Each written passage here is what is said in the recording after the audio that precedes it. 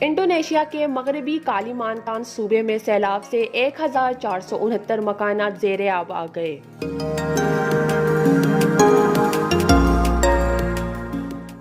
Indonesia کے قومی آفات ادارے کے اعلان کے مطابق صوبے کے میلاوی علاقے میں گزشتہ روز مسلسل بارشوں سے سیلابی صورتحال پیدا ہوئی۔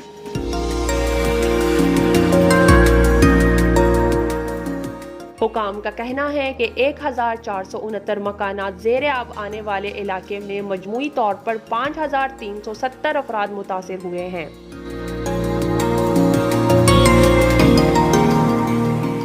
مکانات کو نقصان پہنچنے والے کم از کم 70 خاندانوں کو محفوظ مقامات پر منتقل کر دیا گیا ہے۔ سیلاب میں کمی کے بعد صفائی کا کام شروع کر دیا گیا۔ نوشین، sportsstory.news